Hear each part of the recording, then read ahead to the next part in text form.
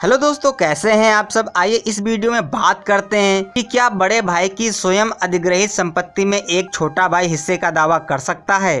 साथ ही साथ जानेंगे कि क्या होती है स्वयं अधिग्रहित हुई संपत्ति। साथ ही साथ जानेंगे कि एक अच्छे वकील की जरूरत क्यों होती है। तो चलिए फटाफट वीडियो शुरू करते हैं। मेरा नाम है राहुल सिंह और आप देख रहे हैं आपका यूट्यूब चैनल एडो हेल्प अस। दोस्तों, भारत भर में एक व्यक्ति केवल और केवल अपने पिता की ही पैतृक संपत्ति या उनके द्वारा खुद कमाई हुई संपत्ति में अपना अधिकार प्राप्त करने के योग्य हो सकता है। लेकिन यदि वह पिता चाहे तो वह अपनी खुद की कमाई हुई संपत्ति से अपने पुत्र को वंचित कर सकता है, लेकिन वह अपनी पैतृक संपत्ति से अपने पुत्र को वंचित नहीं कर सकता है। यदि कोई व्यक्ति अपने भाई की खुद कमाई हुई संपत्ति में अपने हिस्से का दावा करता है तो वह बिल्कुल ही अपना समय बर्बाद कर रहा है, क्योंकि कोई भी व्यक्ति अपने भाई की खुद की कमाई हुई संपत्ति में अपने अधिकार का दावा नहीं कर सकता है जब तक कि उस व्यक्ति के पास उसके भाई के द्वारा बनाई गई कोई वसीयत ना हो या उसके भाई ने वह संपत्ति उस व्यक्ति को किसी प्रकार से उपहार में ना दे दी हो। आइए एक नज़र डालते हैं कि क्या होती है स्वयं अधिग्रहित की हुई संपत्ति। तो आमतौर की सामान्य भाषा में किसी व्यक्ति की खुद की कमाई हुई राशि से खरीदी जाने वाली संपत्ति को ही स्वयं अधिग्रहित संपत्ति या स्व अर्जित संपत्ति कहते हैं। एक व्यक्ति अपनी स्व अर्जित संपत्ति को अपने मर्जी से किसी भी व्यक्ति को बेच सकता है या दान में दे सकता है। वह अपनी संपत्ति को किसी व्यक्ति को कुछ समय के लिए प्रयोग करने के लिए भी दे सकता है। कोई भी व्यक्ति स्वयं अर्जित की गई संपत्ति को वसीयत द्वारा किसी को भी दे सकता है।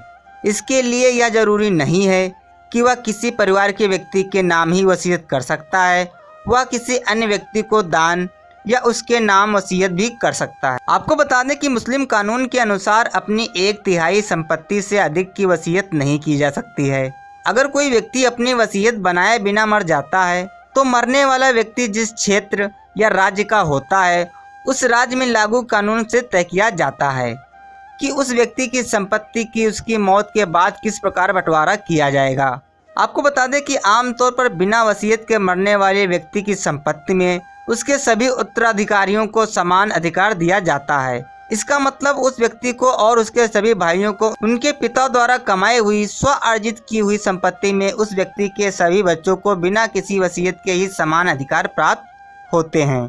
अब आइए बात करते हैं कि अपने भाई की स्व अर्जित संपत्ति में अधिकार। तो आपको बता दें कि कानूनी रूप से किसी व्यक्ति को अपने भाई की स्व अर्जित की हुई संपत्ति में कोई भी अधिकार नहीं होता है। यहाँ पे ये बात ध्यान रखें, एक व्यक्ति केवल और केवल अपने पिता की स्व अर्जित संपत्ति में ही अपना अधिकार प्राप्त कर सकता है और वह भी केवल उसके पिता की मर्जी होने पर। अन्यथा एक व्यक्ति का अपने पिता की स्व अर्जित संपत्ति में किसी भी प्रकार का अधिकार नहीं होता है।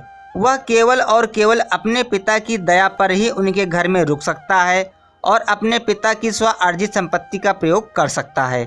आपको बता दें कि यदि एक व्यक्ति के 2 पुत्र हैं और वह व्यक्ति अपने दोनों पुत्रों को अपनी स्व अर्जित और पैतृक संपत्ति बराबर बराबर देने का फैसला करता है तो ऐसी स्थिति में उन पुत्रों को अपने पिता की संपत्ति में अधिकार प्राप्त हो सकता है। लेकिन यदि कोई भी भाई चाहे तो अपने भाई की संपत्ति में अधिकार प्राप्त नहीं कर सकता है। इस बात से कोई भी मतलब नहीं होता है कि संपत्ति के अधिग्रहण के समय एक भाई नाबालिग है या नहीं। एक व्यक्ति अपने भाई की संपत्ति में किसी भी प्रकार से अपने हिस्से का दावा नहीं कर सकता है जब तक कि उसके भाई ने कोई वसीयत ना की हो या वह संपत्ति अपने भाई को दान में ना दे दी हो। आइए बात कर लेते हैं कि किसी संपत्ति से संबंधित मामले में एक वकील की आवश्यकता क्यों होती है और संपत्ति ही क्यों, किसी भी मामले में एक वकील की जरूरत क्यों पड़ती है।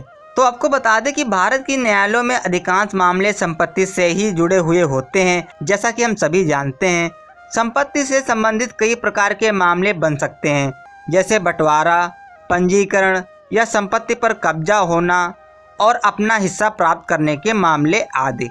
केवल एक वकील ही वह यंत्र होता है जिसके माध्यम से किसी भी प्रकार के संपत्ति से संबंधित मामलों जैसे कोई भी छोटा या बड़ा कानूनी कार्य बड़ी आसानी से किया जा सकता है और एक वकील ही कम समय में और कम खर्चे में संपत्ति संबंधित मामलों का निपटारा उचित रूप से करवा सकता है। लेकिन इसके लिए ध्यान रखना बहुत जरूरी है कि जिस वकील को हम अपने संपत्ति से जुड़े मामले का निपटारा कराने के लिए नियुक्त करने की सोच रहे हैं वह अपने क्षेत्र में निपुण होना चाहिए। सो आई होप दोस्तों आपको ये वीडियो पसंद आई होगी। अगर आपको कोई सवाल है तो आप पहले की तरीके से आप हमें नीचे कमेंट बॉक्स में बता सकते हैं। मिलते हैं नेक्स्ट वीडियो में, तब तक के लिए जय हिंद जय भारत।